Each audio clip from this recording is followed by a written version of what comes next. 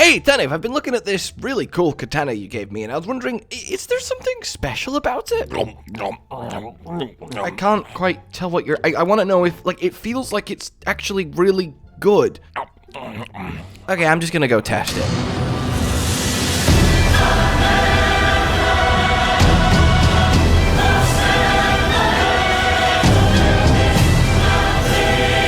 Okay, no, yeah, Tanif, did you know it had that attack? This is awesome. Fucking love Frank. Okay, you know what, Tanif? My lord.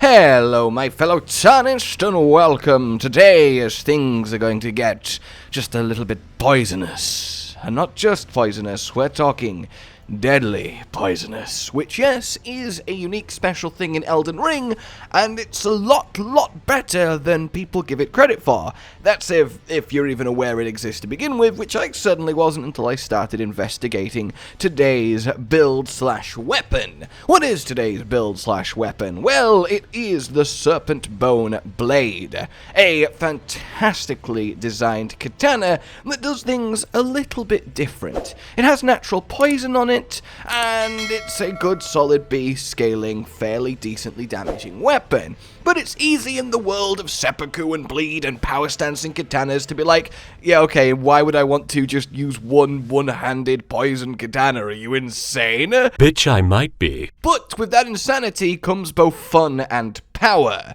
because this Serpentbone Blade is actually fantastic for a couple of reasons. Sadly, the Ash of War is locked, but happily the one it does have is double slash, which is actually double slash, then triple slash, then single slash, but I guess sextuple slash has a worse ring to it. You might recognize this as the Rivers of Blood animation, just without, you know, the Rivers of Blood part. It's a very solid skill, lots of fast hits, which, as you know from my bleed video,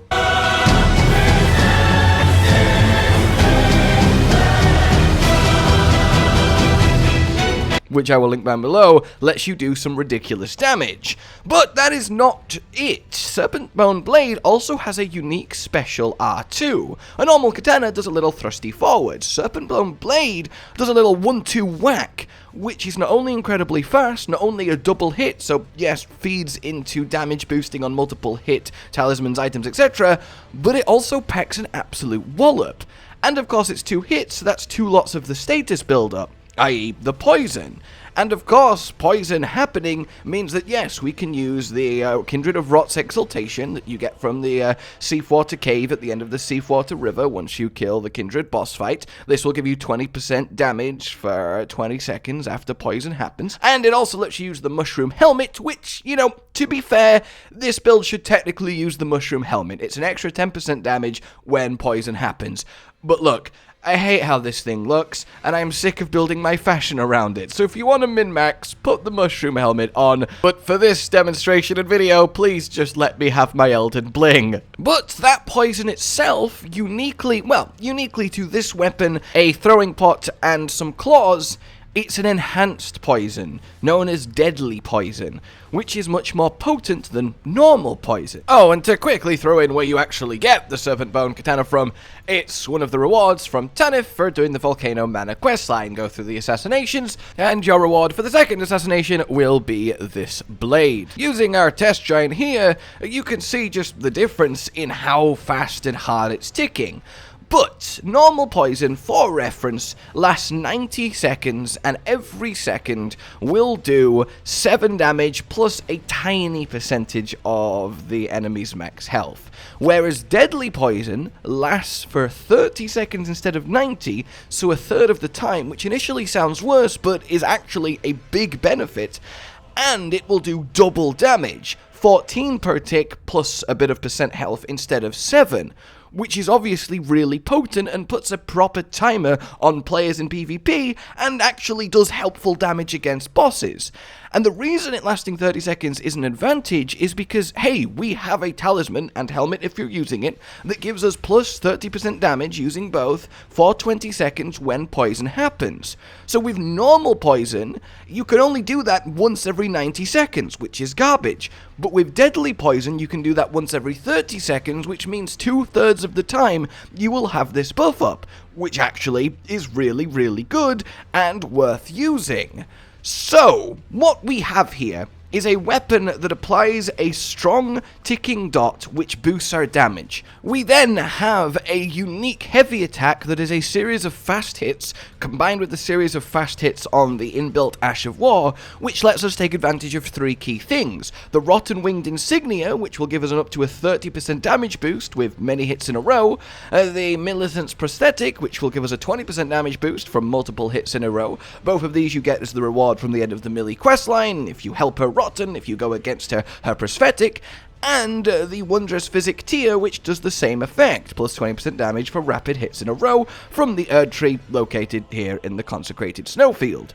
So, just the quick 1-2 rapid ba-bum of the heavy attack activates all three of these things, which is awesome. That is a huge damage boost. But note, it's a heavy attack, which lets us use the Axe Talisman from the ruins in the Mistwood for an extra 10% damage, and from the Erd Tree nearby, the Wondrous Physic that also boosts heavy attacks by another 15%. So you see how this all comes together. This one heavy attack triggers three separate damage boosting avenues that all merge to just destroy things. Now, I'm not going to say it's going to one-hit bosses, disintegrate them, blow them away, but it's a fun way to use a katana that isn't your standard boring bleed that we always see that makes you go, ugh. And that's really cool. It lets you have this poisonous playstyle that doesn't rely on the poison, it just adds to it, while pumping out massive amount of damage with just a single katana, which as an aesthetic I think is really cool compared to the constant power stancing that you see. Don't get me wrong, you can power stance if you want, add something to it, and have that option too. I just like having a seal in my left hand. Of course, gives us access to the usual buffs. Flame Grant Me Strength for the 20% physical, Golden Vow for the 15%, but I've also added a bit of Bestial Sling just to be able to tag people in PvP, and just thematically a Cloud of Poison to help that rolling, though then again, this isn't deadly poison, so you don't really want to use it. I only really bust it out in PvP to provide cover, because no one's actually going to stand in it, but it does help you get some space if you need a breather. And talking of PvP, that's where this really shines. Yes, it slaughters enemies, it slaughters bosses, it's just a particularly powerful melee build. You do your normal thing against bosses, dodge their attacks, hit them, and you'll kill them nicely. Cool. But in PvP, it's really fun. No one expects, obviously, this weapon, and no one expects or really knows about the unique heavy. Because you can do it quickly or charge it, that pause before the quick doof doof, people walk into it all the time. It's also a fantastic trading tool, because even if you get hit during the first little flick, the second, more often than not, will still go off. And you can then mix in the double slash itself, which is really good for catching people, does a lot of damage, and when you do get that poison actually afflicted, which doesn't take the longest amount of hits, it takes more than I would like. I wish it actually got more poison on the blade, but I guess that's the trade-off for having deadly. It puts people on a real timer, because unlike normal poison, which is pathetic, this actually does a worrying, concerning amount of damage pretty quickly, so unless they have the item to cancel it, you can then really apply pressure or just play keep away until they slowly die, which is really awesome. So yeah, we have rolling heavy attacks that power us up with how fast they are and how many they are, with rolling deadly poison that gives us the Kindred buff, and we just keep on going, being this awesome, deadly, venomous poison, Katana of Bone, Dark Knight type aesthetic, and I just think it's really, really awesome. I just love how this build has come together, and I really hope that you have enjoyed seeing it too, and feel a little bit inspired to maybe give this weapon that's generally considered kinda garbage compared to its katana brethren a second look, because it's got a lot of little hidden secrets that really kind of work together to, as they say, get the job done. Alright, like if you enjoyed this, subscribe for more, please consider supporting the future of the channel on Patreon down below, and until we meet again, goodbye. Josh, Cotton, and Hollow with the videos, dropping the humor like a hammer on your tippy toes, bringing entertainment on a daily arrangement to take our insanity and turn it into entertainment. Yes, I said entertainment twice, to reiterate that it is nice to look into your faces on a mostly daily basis when you let us in your homes to make the whole world a stage.